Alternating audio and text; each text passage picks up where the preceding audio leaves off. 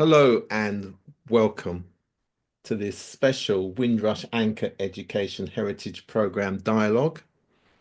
And we have Dr. Gertrude Shotte.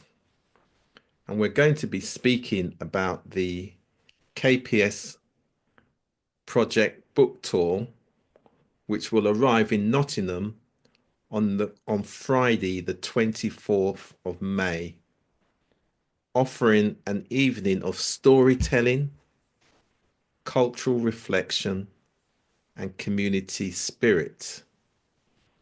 Hosted by Minister Keisha Allen and starting at 6:30 p.m., the event highlights a powerful publication led by Dr. Gertrude Shotte. The book features personal narratives from former students of Kinsale Primary School in Montserrat, who recount their experiences following the devastating eruption of the Soufrière Hills volcano in the 1990s. These heartfelt essays capture the enduring resilience of a community forced to rebuild in the face of profound loss and displacement. Through shared memories, the KPS project honors the identity, strength, and determination of those affected. More than a book launch, the evening promises inspiring readings, cultural performances, and an opportunity to connect with members of the Montserratian diaspora. And when we say diaspora, we mean the families.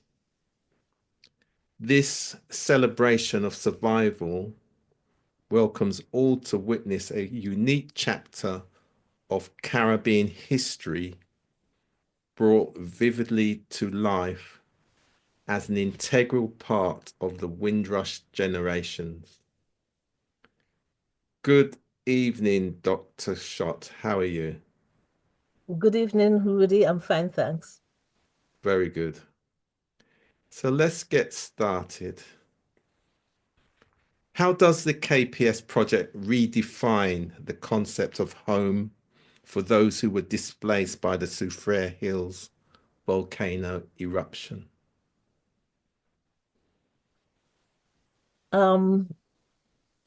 My answer would be based on the various interactions I've had with the members of the KPS.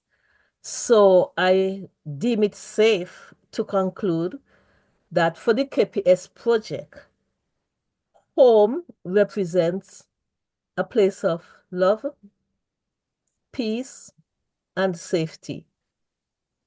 In a unique way, a very special way, home is where one feels comfortable to speak of one's life's journey without being judged, to be accepted without cultural reservations, and to express painful situations without being embarrassed. Thank you. In what ways can storytelling and collective memory serve as tools for healing and identity building in communities affected by trauma and displacement? Storytelling is as old as the hills, and it's quite therapeutic. It provides opportunities for connections with people who have experienced similar situation.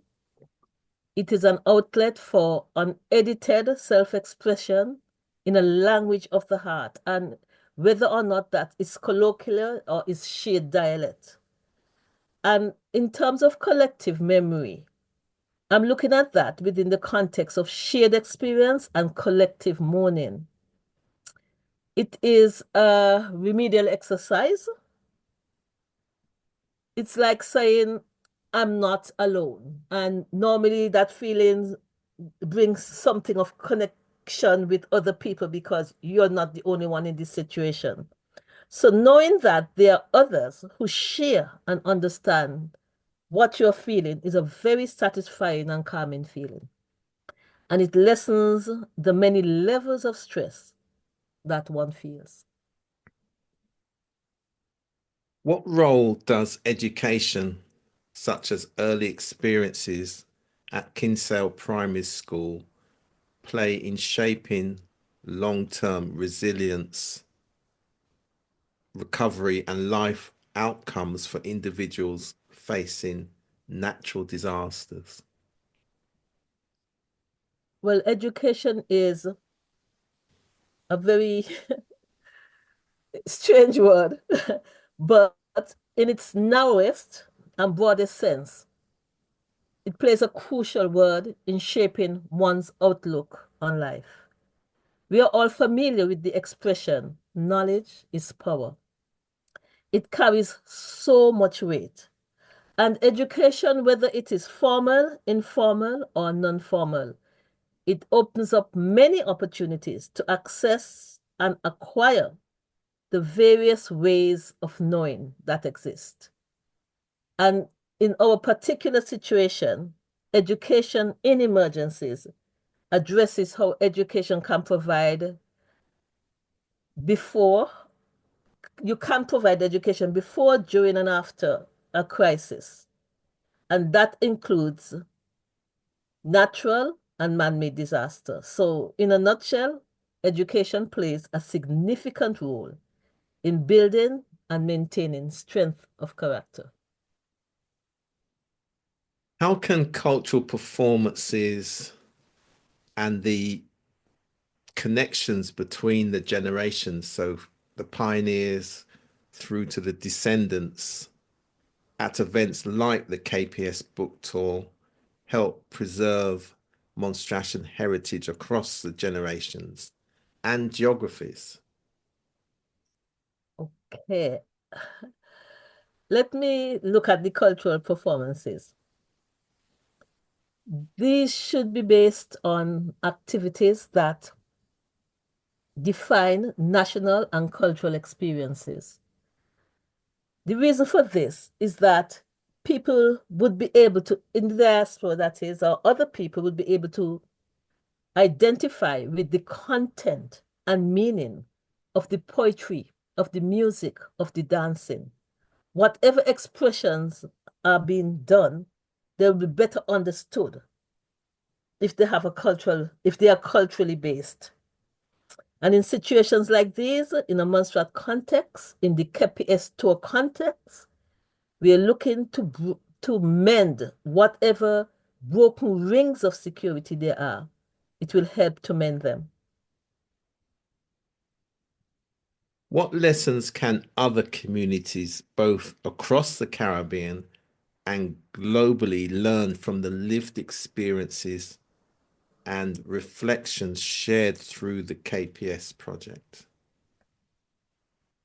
There, there are a number of lessons that can be learned particularly because Kinsale Primary School was the first school to be directly affected by the volcanic crisis.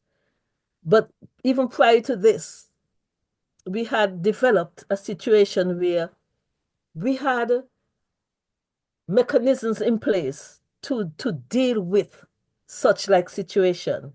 So what communities can do and what they can probably imitate, we use something that we call PRIME, Prime. The P stands for prepare, the R stands for reassign, the I, initiate, the M, mobilize, and the E, evaluate. So if you apply prime during these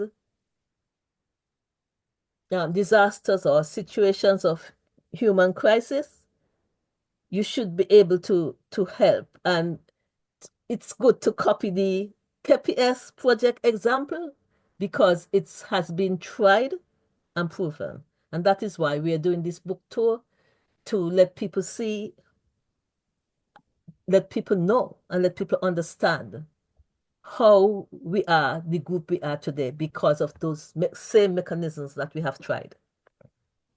That sounds excellent. So could you take us through those 5 words again? Prepare, reassign, initiate, mobilize, and evaluate. And the reason for the evaluation is not shows that it's not an end. Yeah. Once you evaluate, you may have to rethink your preparation strategies. You may have to rethink what you're going to reassign. And once you rethink those, you continue to initiate, you continue to immobilize, you continue to evaluate. So it's an ongoing process until you get the desired effect. Excellent. So the KPS Project Book Tour arrives in Nottingham on Friday, the 24th of May. Not Friday, Saturday, the 24th of May. Saturday, the 24th of May. So if people would like to learn more about that, where can they get information?